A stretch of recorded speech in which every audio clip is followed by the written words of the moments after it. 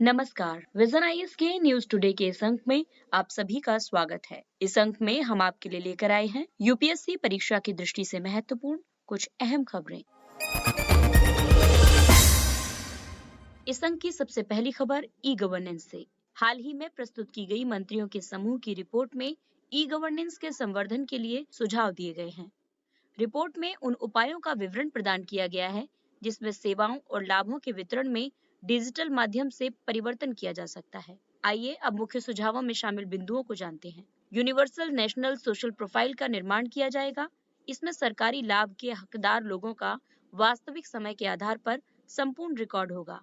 परिवार या व्यक्ति की वास्तविक समय में सामाजिक स्थिति के आधार पर सरकार से आवश्यक समग्र मूल्यांकन सहायता को सक्षम करना। वर्तमान में ऐसी जानकारी 10 वर्षों में एक बार एकत्र किए गए सामाजिक, आर्थिक और जातिगत जनगणना डेटा के माध्यम से उपलब्ध है। लाभार्थियों को शामिल करने या हटाने में व्याप्त त्रुटियों को कम करना और अंतिम छोर तक कनेक्टिविटी सुनिश्चित करना। ये हकदारियों की राष्ट्रीय पोर्टेबिलिटी की विशेषता से युक्त है। सरकार के विभिन्न स्तरों के नागरिकों की होने वाली सभी अंतःक्रियाओं के लिए एक बहुआयामी, सुरक्षित, वास्तविक समय आधारित, जियो टैग से युक्त मजबूत और सुलभ एकीकृत डेटा प्रणाली का निर्माण करना शामिल है। ग्राम पंचायत स्तर तक के प्रत्येक सरकारी कार्यालय को एक विशिष्ट डिजिटल पहचान प्रदान की जाए ताकि उन्हें नागरिक सेवाओं तक पहुंच के लिए अवस्थिति तटस्थ बनाया जा सके, यानी अवस्थिति से उन्हें कोई असर न पड़े। डिजिटल सेवाओं को पूर्णतया अपनाने के लिए एक पूर्वापेक्षा के रूप में इंटरनेट तक वहनीय पहुंच प्रदान करना आवश्यक है। ड्राइविंग लाइसेंस से लेकर जन्म प्रमाण पत्र तक सभी नागरिक केंद्रित सेवाओं को एकल लॉगिन के साथ एक ही प्लेटफॉर्म पर उपलब्ध करवाने का प्रस्ताव प्रस्तुत किया गया है। अगली खबर सार्क से संबंधित है। हाल ही में दक्षिण एशियाई क्षेत्रीय सहयोग संगठन यानी सार्क की 36वीं स्थापना दिवस वर्षगांठ का आयोजन किया गया। इस अवसर पर प्रधानमंत्री ने कहा कि दक्षेश केवल आतंक और हिंसा की अनुपस्थिति में ही पूर्णतया प्रभावी हो सकता है। पिछला दक्षेश सम्मेलन वर्ष 2014 में आयोजित किया गया था। वर्ष 2016 में उरी में आतंकवादी हमलों के बाद भारत और पाकिस्तान के बीच तनावपूर्ण संबंधों की वजह से आगामी शिखर सम्मेलन आयोजित नहीं किए गए। अगर दक्षेश के समक्ष मौजूद चुनौतियों की बात करें तो इनमें शामिल है वर्ष 2006 में दक्षिण एशिया मुक्त व्यापार समझौता हस्ताक्षरित किया गया था, लेकिन यह अभी भी प्रभावी रूप से लागू नहीं किया जा सका है। पाकिस्तान के असहयोग ने दक्षेश के अंतर्गत कुछ महत्वपूर्ण पहलों को अवरोधित किया है। उदाहरण के लिए सार्क मोटर वाहन समझौता। आपको बता दें कि इस समझौते को बांग्लादेश, भूटान, भारत और नेपाल द्वारा क्रियान्वित मोटर वाहन समझौता से प्रतिस्थापित कर दिया गया है। दक्षेश के पास विवादों के समाधान या संघर्ष के लिए मध्यस्थता करने की कोई व्यवस्था उपलब्ध नहीं है। आइए अब इसके पुनरुद्धार की आवश्यकता पर विचार करते हैं। दक्षिण एशियाई देश निकटता से एक दूसरे से संबद्ध हैं। इसका कारण है कि वे पारंपरिक और साथ ही साथ आतंकवाद, ऊर्जा के अभाव, जल राजनीति, जलवायु परिवर्तन आदि जैसे उभरते मुद्दों का सामना कर रहे हैं। विश्व बैंक की एक रिपोर्ट के अनुसार कुल व्यापार के 5% से भी कम अंतर क्षेत्रीय व्यापार के साथ दक्षिण एशिया विश्व का सबसे कम एकीकृत क्षेत्र है। सार्क भारत की पड़ोसी देश प्रथम नीति का एक केंद्रीय स्तंभ बन सकता है। अगली खबर दूरसंचार एवं प्रौद्योगिकी से संबंधित है। प्रधानमंत्री ने भारत को एक दूरसंचार उपकरण डिजाइन, विकास और विनिर्माण केंद्र बनाने का आह्वान किया है। इंडिया मोबाइल कांग्रेस को संबोधित करते हुए प्रधानमंत्री ने भारत को दूरसंचार उपकरण, डिजाइन, विकास और विनिर्माण के लिए एक वैश्विक केंद्र बनाने का आह्वान किया। आर्थिक कारणों के साथ साथ सुरक्षा कारणों से भी भारत को दूरसंचार उपकरणों में आत्मनिर्भरता प्राप्त करने का लक्ष्य निर्धारित करना चाहिए। हाल ही में कई देशों ने पहले ही जासूसी के आरोपों के आधार पर टेलीकॉम निर्माण कंपनियों जैसे हुआवे और ZTE पर प्रतिबंध लगा दिया था। सूचना प्रौद्योगिकी और दूरसंचार के क्षेत्र में भारत अब सॉफ्टवेयर खंड में एक महाशक्ति के रूप में अधिक मजबूत हुआ है, जबकि हार्डवेयर पक्ष में ये आयात पर बहुत अधिक निर्भर है। आइए यहाँ इसके कारणों और अन्य पक्षों को भी जानते हैं। इसके समक्ष विनिर्माण की कई समस्याएं मौजूद हैं, जैसे निम्न स्तरीय अवसंरचना, उच्च इनपुट लागत, कम उत्पादकता, करों की ऊंची दरें, विशेष रूप से श्रम मामलों में कठोर विनियमन, कुशल श्रम शक्ति आदि का अभाव। हालांकि सरकार द्वारा इस दिशा में कई कदम भी उठाए गए हैं, जैसे मोबाइल विनिर्माण के लिए प्रदर्शन संबंध प्रोत्साहन योजना यानी performance linked incentive scheme, mobile handsets और उनके सब असेंबली या पार्ट्स के विनिर्माण के लिए 100% एफडीआई की अनुमति प्रदान की गई है। मोबाइल हैंडसेट के विनिर्माण के लिए निर्दिष्ट पूंजीगत वस्तुओं की शून्य बुनियादी सीमा शुल्क पर आयात के लिए अनुमति दी गई है।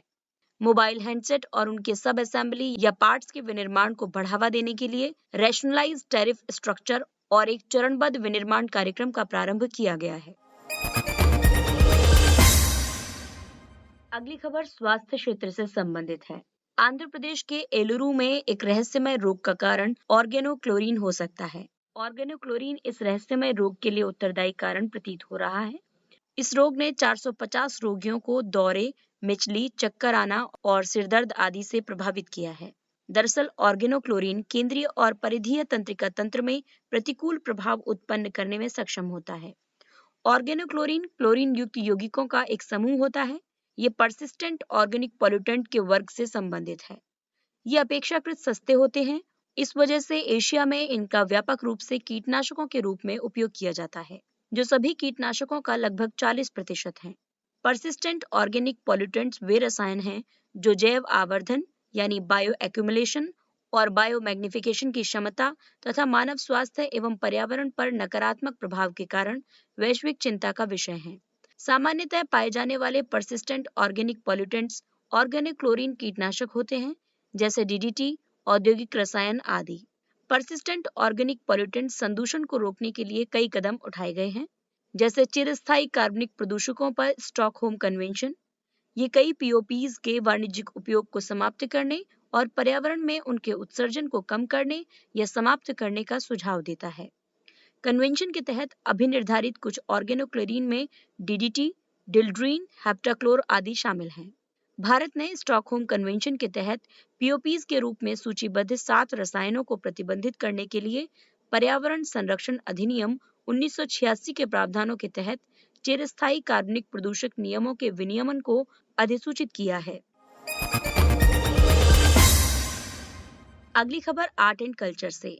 मध्य प्रदेश के ग्वालियर और ओरछा शहर को यूनेस्को की विश्व धरोहर स्थल सूची में शामिल किया गया है।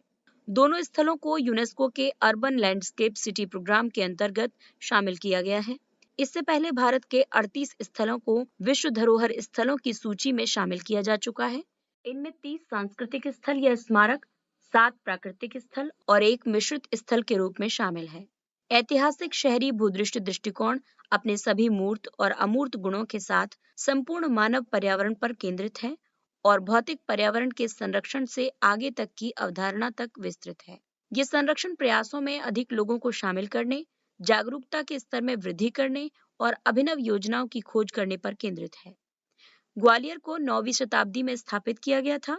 इसे गुर्जर प्रतिहार राजवंश, तोमर बघेल कछवाहों और सिंधिया द्वारा शासित किया गया था। ये शहर अपने महलों और मंदिरों के लिए विख्यात है। इसमें सास बहू का मंदिर भी शामिल है। ओरछा मध्य प्रदेश के बुंदेलखंड क्षेत्र में स्थित है। 16वीं शताब्दी में ये पूर्ववर्ती बुंदेला राजवंश की राजधानी शहर था।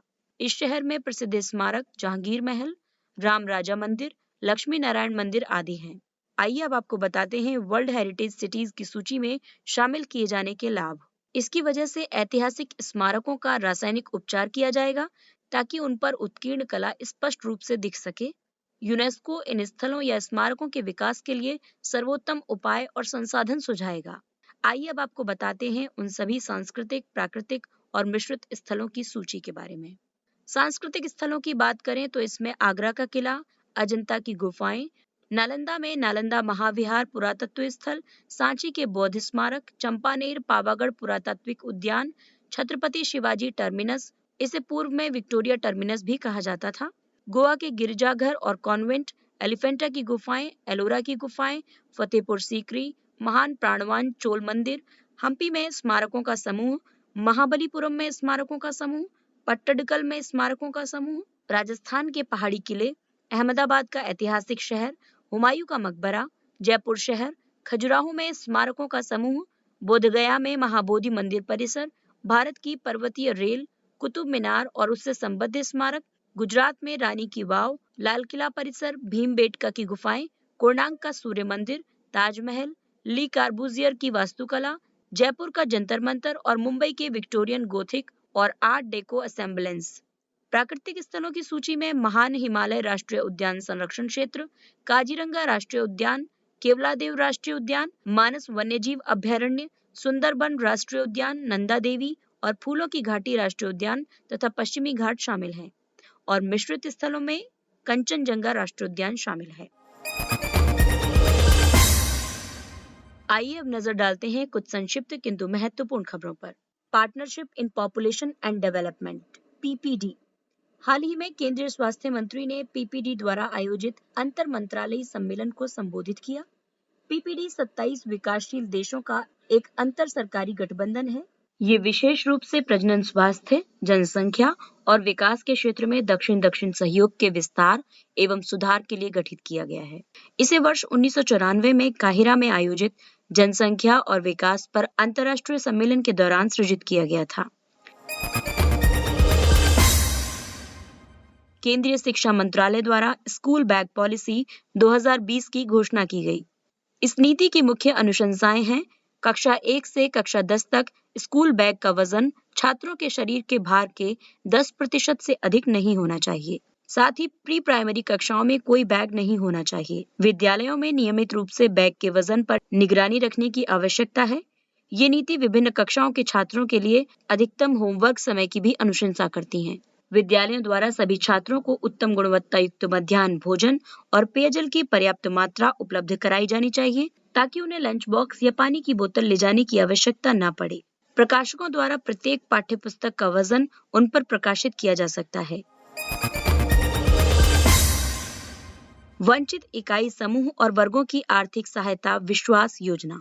ये आर्थिक रूप से हाशिए पर स्थित अन्य पिछड़े वर्ग या अनुसूचित जाति के स्वयं सहायता समूहों और व्यक्तियों के वित्तीय सशक्तिकरण के लिए सामाजिक न्याय और अधिकारिता मंत्रालय की एक ब्याज अनुदान योजना है। इस योजना से ऋण लेने वाले ओबीसी अनुसूचित जाति स्वयं सहायता समूहों को 4 लाख रुपए तक का ऋण लेने पर और ऋण लेने वाले ओबीसी या अनुसूचित जाति के व्यक्तियों को 2 लाख रुपए तक का ऋण लेने पर स्वयं सहायता समूहों या लाभार्थियों के मानक खातों में प्रत्यक्ष रूप से 5% तक का त्वरित ब्याज अनुदान लाभ प्राप्त होगा। भारत में तस्करी की रिपोर्ट 2019-20। ये रिपोर्ट स्वर्ण और विदेशी मुद्रा, मादक द्रव्य, सुरक्षा, पर्यावरण एवं वाणिज्यिक धोखाधड़ी पर संगठित तस्करी का विश्लेषण करती है। आइए अब जानते हैं इस रिपोर्ट के मुख्य निष्कर्ष। रिपोर्ट के मुताबिक वर्ष 2019-20 में 120 टन सोना भारत में तस्करी किया गया था। ये वार्षिक मांग के 15 से 17% तक था। भारत विश्व का चौथा सबसे बड़ा अवैध सिगरेट बाजार बन गया है। राजस्व आसूचना निदेशालय ने 837 आर्थिक अपराधियों को गिरफ्तार किया है। इसके अलावा 2183 करोड़ की सीमा शुल्क वंचना के मामलों का प्रकटीकरण भी रिपोर्ट में किया गया है। सामाजिक वाणिज्य सोशल मीडिया पर उत्पादों की बिक्री करने की प्रक्रिया है। ये सोशल मीडिया मार्केटिंग से अलग होता है। ये उपयोगकर्ताओं को ऑनलाइन स्टोर पर रीडायरेक्टिंग करने की बजाय उन्हें उसी क्षण संबंधित नेटवर्क पर ही सीधे चेकआउट करने की क्षमता प्रदान करता है। बैन एंड कंपनी और सिकोया इंडिया की एक संयुक्त रिपोर्ट के अनुसार भारत में सामाजिक वाणिज्य के सकल पण्य मूल्य यानी ग्रॉस मर्चेंडाइज वैल्यू में आगामी 5 वर्षों में 16 से 20 बिलियन डॉलर तक पहुंचने की संभावना है। वर्तमान में ये 1.55 बिलियन डॉलर है। कोविड वैक्सीन वितरण की वास्तविक समय निगरानी, डेटा रिकॉर्ड करने और लोगों को टीकाकरण के लिए स्वयं को पंजीकृत कराने में सक्षम बनाने के लिए स्वास्थ्य मंत्रालय द्वारा विकसित एक डिजिटल प्लेटफॉर्म है। इसका उपयोग वैक्सीन डेटा के अभिलेखन के लिए किया जाएगा। साथ ही ये स्वास्थ्य कर्मियों का एक डेटाबेस भी तैयार करेगा। कोविन ऐप में 5 मॉड्यूल हैं: प्रशासक मॉड्यूल, पंजीकरण मॉड्यूल, टीकाकरण मॉड्यूल, लाभार्थी अभिस्वीकृति मॉड्यूल और रिपोर्ट मॉड्यूल। मोलनूपीरवीर वैज्ञानिक एवं औद्योगिक अनुसंधान परिषद CSIR नई ओरल दवा मोलनूपीरवीर के नैदानिक परीक्षण आरंभ करने के लिए विचार विमर्श कर रहा है। हाल ही में अमेरिका में किए गए एक अध्ययन में ये पाया गया है कि मोलनूपीरवीर 24 घंटों के भीतर SARS-CoV-2 वायरस के संचरण को पूर्णतः समाप्त कर सकती है। पेरिस ओलंपिक 2024 में नए खेल शामिल होंगे।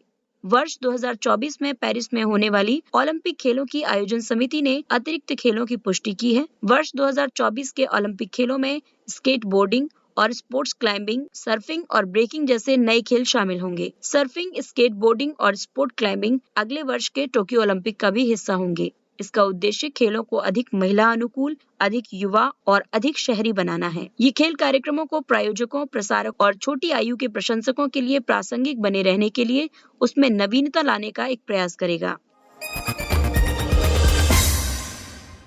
एवरेस्ट पर्वत। हाल ही में नेपाल और चीन ने संयुक्त रूप से माउंट एवरेस्ट की ऊंचाई को समुद्र तल से 8,848.86 मीटर ऊंचाई तक प्रमाणित किया है। ये वर्ष 1954 की तुलना में 86 सेंटीमीटर अधिक है।